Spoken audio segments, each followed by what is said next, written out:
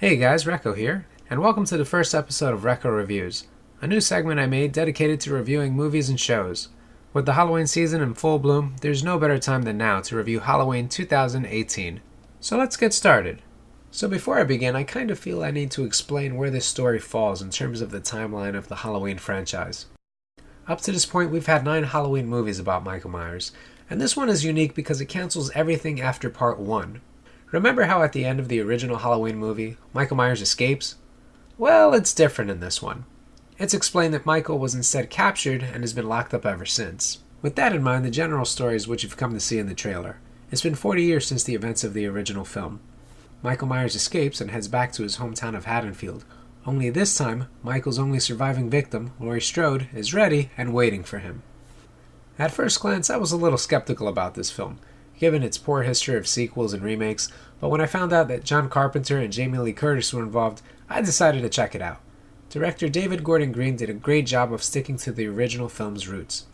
Scenes are drawn out to build up suspense. There's legit one particular shot that lasts for over a minute, and it's impressive. The film pays a great deal of homage to the original, even replicating some shots and scenarios from the first film. Jamie Lee Curtis reprises her role as Laurie Strode, except this time she's much older and wiser. Her performance was great and believable.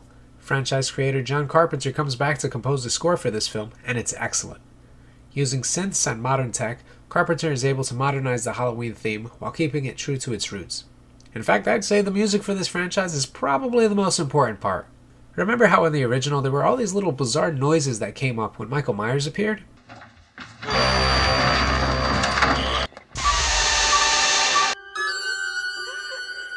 Yep, this film follows through with those notions, and I love it. Something that kind of threw me off was the amount of humor in this film compared to the original. The first film was totally serious about its themes, but there are segments here that could have been removed to increase the seriousness of the situation. The film doesn't come off much like a horror film, but instead feels more like a thriller. There are some decisions that certain characters make throughout the film that are questionable at best. Like they really come out of left field.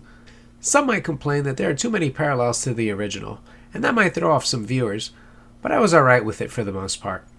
Overall, the film feels like a true sequel, and while it's a little rough around the edges, it's one of the better Halloween movies they've made. I definitely recommend it to anyone who likes suspenseful movies or is a fan of the Halloween franchise in general.